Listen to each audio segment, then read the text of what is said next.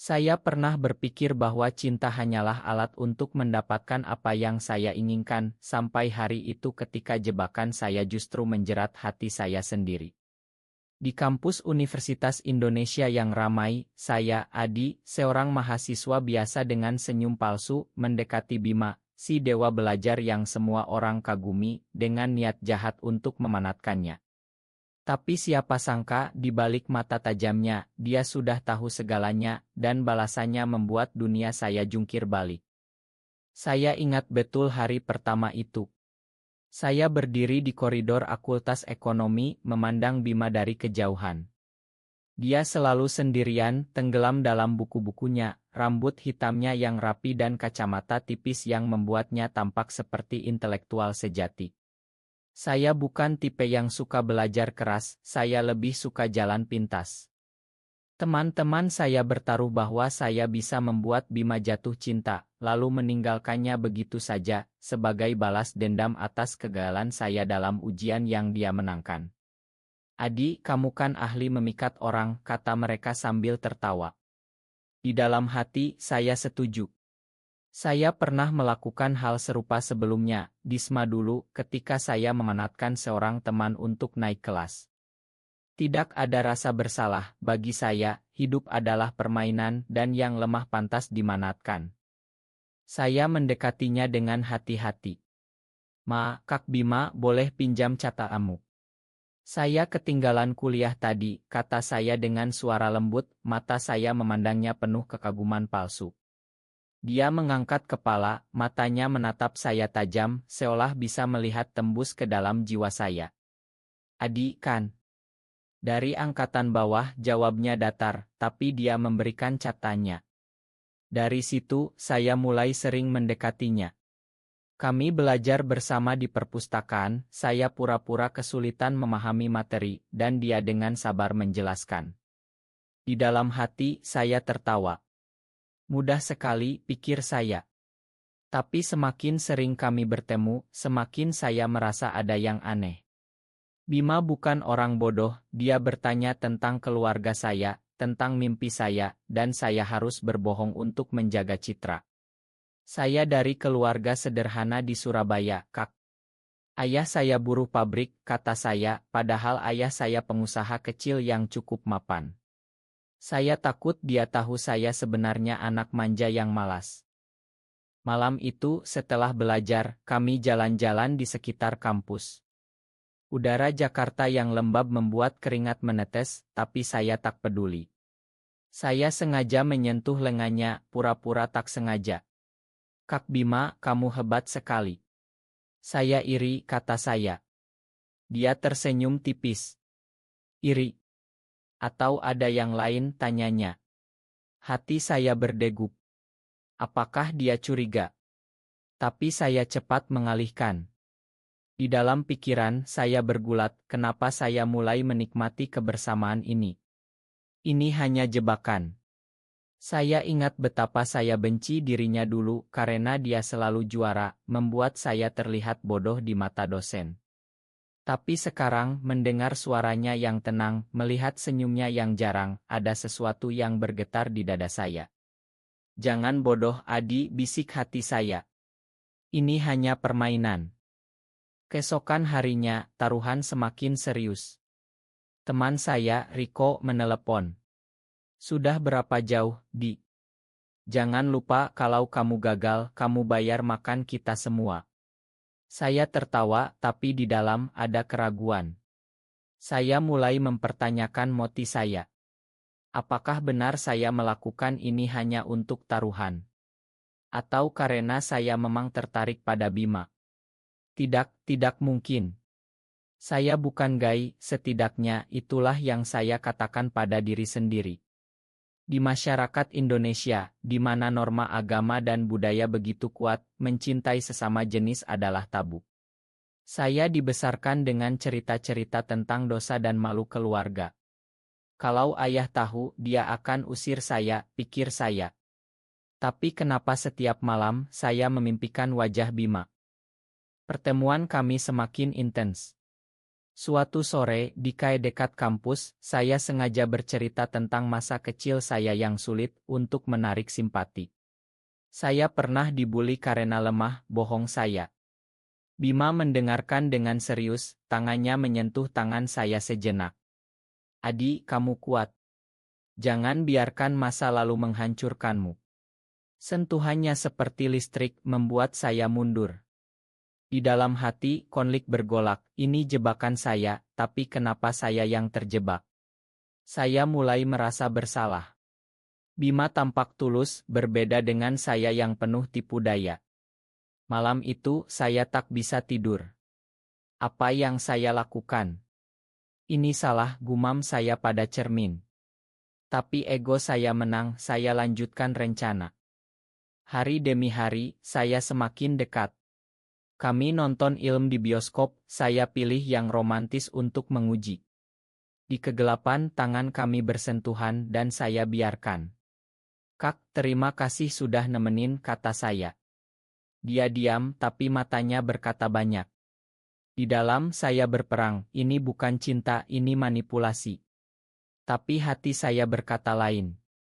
Saya mulai ingat bagaimana Bima membantu saya tanpa pamrih, bagaimana dia cerita tentang impiannya menjadi dosen untuk mengubah pendidikan di Indonesia.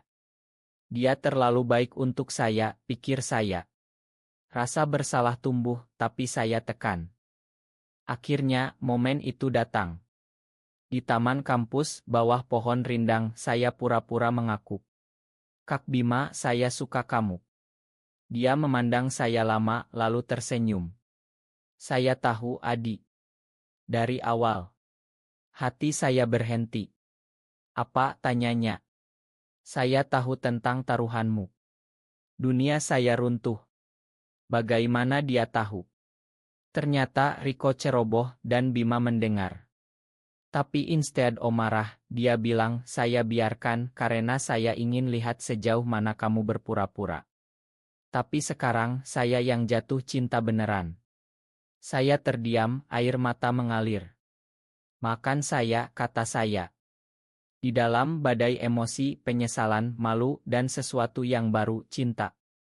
Itu baru awal. Setelah pengakuan itu, hubungan kami berubah. Saya berhenti berpura-pura, tapi konflik baru muncul. Teman-teman saya marah karena taruhan gagal, mereka sebar rumor bahwa saya gay. Di kampus, orang mulai memandang aneh. Adi, kamu gila. Ini Indonesia, bukan Barat, kata Riko. Saya abaikan, tapi di dalam, saya hancur. Apa saya pantas untuk Bima, pikir saya setiap malam. Bima sendiri punya rahasia, keluarganya konserati, ayahnya ulama di desa. Saya takut kehilangan mereka, katanya suatu hari. Kami bertemu diam-diam di pinggir danau Ui berbicara tentang masa depan. Kita bisa pergi ke Bali, mulai baru, mimpi saya. Tapi realita pahit. Suatu hari, ayah saya datang ke Jakarta. Dia dengar rumor. Adi, apa benar? Kamu bawa malu keluarga, teriaknya. Saya menangis, ayah, ini cinta saya. Dia pergi tanpa kata. Di dalam hati, saya berjuang, kenapa cinta ini harus disembunyikan? Apa salahnya? Bima datang memeluk saya. Kita lawan bersama, katanya. Tapi semakin dalam, semakin sakit.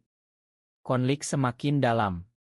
Setelah ayah pergi, saya merasa kosong. Setiap hari, saya mempertanyakan identitas saya. Siapa saya sebenarnya? Pria yang mencintai pria lain. Di masyarakat yang penuh prasangka, saya merasa seperti penjahat. Bima mencoba menghibur, Adi, cinta kita murni. Jangan dengar orang lain. Tapi kata-katanya tak cukup. Malam-malam saya habiskan dengan air mata, memikirkan masa kecil di Surabaya, di mana saya belajar menyembunyikan perasaan. Saya pernah suka teman laki-laki, tapi saya tekan, ingat saya. Sekarang semuanya meledak. Di kampus, rumor semakin liar. Mahasiswa lain mulai menghindari kami. Suatu siang di kantin, seseorang berbisik, lihat si gay itu. Hati saya perih. Saya ingin lari, tapi Bima pegang tangan saya di bawah meja. Abaikan, Adi. Tapi di dalam, saya marah pada diri sendiri. Kenapa saya mulai jebakan ini? Sekarang semua rusak. Penyesalan seperti racun menggerogoti jiwa saya. Saya mulai menjauh dari Bima, pura-pura sibuk. Ma, Kak, saya ada tugas, bohong saya. Sebenarnya, saya takut menyakitinya lebih dalam. Tapi Bima tak menyerah. Dia ajak saya ke Bogor, ke kebun raya untuk bicara. Di sana, di antara pepohonan hijau, dia bilang, Adi, saya tahu kamu takut. Saya juga. Tapi tanpa kamu, hidup saya hampa. Kata-katanya menyentuh, membuat saya menangis. Kak, saya tak pantas. Saya mulai dengan kebohongan. Dia peluk saya, itu masa lalu. Sekarang kita bangun yang baru. Di saat itu, cinta kami semakin kuat, tapi bayang-bayang pengkhianatan datang. Riko, teman yang saya percaya, ternyata iri. Dia sebarkan foto kami yang diam-diam diambil. Di media sosial, postingan viral, mahasiswa UI terlibat hubungan sesama jenis. Kampus gempar. Dosen panggil kami, ini melanggar norma. Saya hancur. Di rumah kos, saya duduk sendirian memandang foto ayah. Makan saya, yah. Pikiran gelap datang, mungkin lebih baik akhiri saja. Tapi Bima datang, jangan, Adi. Kita hadapi. Konflik inner saya semakin hebat, cintas masyarakat. Keluarga Bima tahu. Ibunya telepon, menangis, Bima, pulanglah. Jangan bawa dosa. Dia ragu, dan itu menyakiti saya. Kak, kalau kamu pilih keluarga, saya mengerti, kata saya, meski hati saya robek. Dia diam, lalu bilang, saya pilih kamu. Tapi keraguan itu tetap ada. Kami bertengkar pertama kali. Kamu bohong. Kamu takut, teriak saya. Dia pergi, meninggalkan saya sendirian dengan air mata. Malam itu, saya minum kopi hitam, memikirkan semuanya. Cinta ini indah, tapi sakitnya luar biasa. Saya ingat cerita nenek tentang cinta sejati yang harus diperjuangkan. Apakah ini layak, tanya hati saya. Esoknya, Bima kembali, minta maaf. Kami berdamai, tapi luka tetap. Konflik luar semakin besar, teman-teman memusuhi, keluarga menolak. Saya mulai depresi, makan tak nasu, tidur tak nyenyak. Suatu hari, ayah Bima datang ke Jakarta. Dia ulama terkenal, marah besar. Kamu hancurkan nama keluarga, bentaknya pada Bima. Saya sembunyi, tapi mendengar semuanya. Hati saya perih, ini salah saya. Setelah itu, Bima berubah, lebih diam jadi, mungkin kita perlu istirahat, katanya. Dunia saya gelap. Jangan tinggalkan saya, bisik saya. Di dalam badai emosi, penolakan, kesepian, cinta yang tak pasti. Tapi cinta kami tak mati. Kami bertemu lagi di pantai Ancol, bicara hati ke hati. Kita lawan, Adi. Untuk kita. Kata-katanya memberi harapan, tapi saya tahu ujian baru akan datang. Rasa bersalah atas jebakan awal masih menghantu, membuat saya bertanya, apakah saya layak dicinta? Konflik inner semakin dalam, setiap hari seperti perang. Emosi semakin membara. Setelah pertemuan di pantai, kami putuskan sembunyi lebih dalam. Tapi hati saya tak tenang. Setiap malam, saya bermimpi buruk, ayah mengusir saya, masyarakat mengejek. Kenapa cinta ini harus begini, tanya saya pada Tuhan. Di Indonesia, di mana agama begitu kuat, saya merasa berdosa. Bima coba kuatkan, cinta bukan dosa, Adi. Yang salah adalah prasangka orang. Tapi kata-katanya tak hilangkan keraguan saya. Pengkhianatan datang dari tak terduga. Riko, yang saya anggap teman, hubungi ayah saya lagi, kirim bukti. Ayah datang marah, pulang sekarang. Atau jangan pernah kembali. Saya menangis, ayah, tolong pahami. Dia pergi, meninggalkan luka dalam.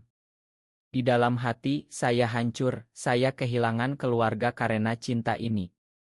Bima peluk saya, tapi saya dorong. Ini salahmu, teriak saya, meski tahu itu bohong. Konflik kami semakin sering, argumen kecil jadi besar. Suatu malam di kosan kami bertengkar hebat. Kamu selalu ragu, Bima, kata saya. Kamu yang mulai dengan jebakan, balasnya. Kata-katanya seperti pisau, mengingatkan kesalahan saya. Saya pergi jalan sendirian di jalanan Jakarta yang hujan. Kenapa saya jatuh cinta padanya, pikir saya, air mata bercampur hujan. Saya ingat momen pertama, senyum palsunya yang sekarang jadi tulus. Saya yang salah, tapi cinta ini nyata. Keesokan Bima cari saya. Kami bertemu di masjid kampus, ironisnya. Ma, adik. Saya takut kehilanganmu.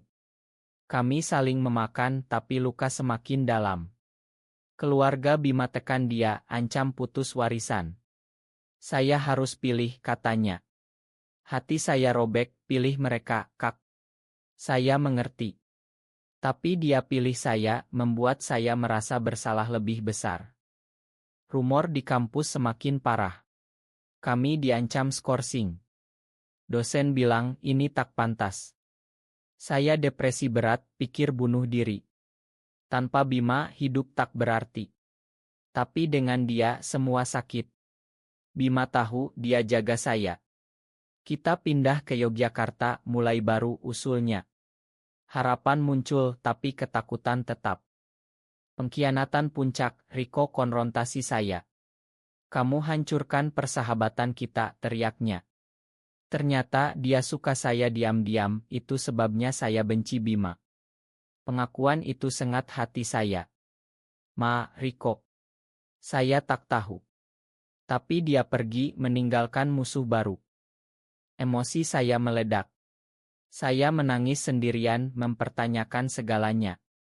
Cinta ini indah, tapi harganya terlalu mahal. Bima datang, kami bicara lama. Kita kuat bersama, katanya. Tapi di dalam, saya tahu badai belum berakhir. Konflik inner seperti api membakar jiwa saya setiap detik. Cinta kami di ujung tanduk. Setelah pengakuan Riko, saya semakin paranoid. Setiap orang tampak musuh. Siapa lagi yang akan kianati, tanya hati saya. Bima coba tenangkan, tapi dia sendiri lelah. Adi, saya capek sembunyi. Kata-katanya menyakitkan, membuat saya ragu. Malam itu, saya duduk di atap kosan, memandang lampu kota. Jakarta indah, tapi hati saya gelap. Pikiran gelap datang lagi, mungkin pisah lebih baik. Keesokan, kami bertengkar lagi. Kamu selalu salahkan saya, teriak saya. Kamu yang bohong duluan, balas Bima. Dia pergi, selam pintu. Saya hancur, menangis berjam-jam. Kenapa cinta ini penuh siksa? Di dalam, penyesalan atas jebakan awal semakin kuat. Saya pantas menderita. Tapi Bima kembali dengan bunga. Ma, adik. Saya cinta kamu. Kami berdamai, tapi rapuh. Keluarga saya hubungi lagi, ibu menangis. Pulang, nak. Kami rindu. Saya tergoda, tapi pilih Bima. Ma, bu. Saya harus ikut hati. Konflik puncak, ayah Bima datang lagi, paksa dia pulang ke desa. Kamu harus nikah dengan gadis pilihan. Bima tolak, tapi hancur. Adi, saya tak bisa lawan ayah. Hati saya remuk. Pergi saja, Kak. Tapi dia tinggal, memilih saya. Kemarahan ayahnya membuatnya kehilangan dukungan. Kami putuskan pindah ke Bali, cari kedamaian. Di sana, di pantai Kuta, kami bicara mimpi. Kita bangun hidup baru, kata Bima. Tapi masa lalu menghantu. Rumor ikut ke Bali, teman lama sebarkan. Saya depresi lebih dalam, tak makan berhari. Emosi memuncak, saya akui semua. Kak, saya tak pantas. Bima peluk, kamu pantas. Tapi di dalam, saya berperang, cinta serasa bersalah. Setiap hari, air mata jadi teman. Cinta ini sakit tapi tak bisa lepas. Badai emosi semakin ganas. Di Bali, kami coba bahagia, tapi bayang keluarga mengejar. Ayah saya kirim pesan, kamu mati bagi kami. Kata itu seperti tikam. Saya menangis, kenapa mereka tak paham. Bima hibur, tapi dia sendiri sakit. Ayah saya sakit karena saya, katanya. Rasa bersalah kami saling tumpuk. Pertengkaran besar meledak. Kamu bawa saya ke sini, tapi masih ragu, teriak saya. Kamu yang mulai segalanya, balasnya. Kami pisah kamar, diam berhari. Di dalam hati, saya mati, cinta ini mimpi buruk. Tapi cinta panggil kembali. Kami bertemu di pantai saat matahari terbenam. Ma, adik. Tanpa kamu, saya hilang. Kami menangis bersama, saling peluk. Tapi luka dalam. Saya mulai terapi diam-diam, lawan depresi. Pengkhianatan akhir, Riko datang ke Bali, ancam sebarkan lebih luas. Kembalikan Bima, katanya. Kami lawan, tapi trauma datang. Saya hampir menyerah. Mungkin kita tak ditakdirkan. Emosi membludak, saya berdoa di pura, minta petunjuk. Tuhan, beri kekuatan. Bima gabung, kami berjanji lawan. Tapi hati saya robek setiap detik, penyesalan dan cinta bercampur. Puncak emosi, resolusi. Setelah konfrontasi Riko, kami putuskan kembali ke Jakarta, hadapi semua. Kita tak bisa lari selamanya, kata Bima. Hati saya gemetar, tapi setuju. Di pesawat, saya pegang tangannya, kita bersama. Tiba di Jakarta, kami hubungi keluarga. Ayah saya tolak bertemu, tapi ibu datang diam-diam, nak, saya tak paham, tapi saya cinta kamu. Air mata mengalir. Perlahan, ayah lunak, meski tak setuju penuh. Keluarga Bima lebih sulit. Ayahnya marah, tapi Bima tegas, ini hidup saya. Akhirnya, mereka terima, meski dingin. Di kampus, kami bicara terbuka, dapat dukungan dari beberapa teman. Rumor reda, kami lulus bersama. Tahun kemudian, kami hidup bahagia di Yogyakarta, bekerja sebagai pengajar. Cinta kami tumbuh, penuh pengertian. Dari jebakan jadi cinta sejati, kata Bima. Saya tersenyum, terima kasih telah ganti jebakan saya. Konflik membentuk kami lebih kuat. Di Indonesia yang berubah pelan, kami jadi harapan. Hati saya penuh, penyesalan jadi pelajaran, cinta menang.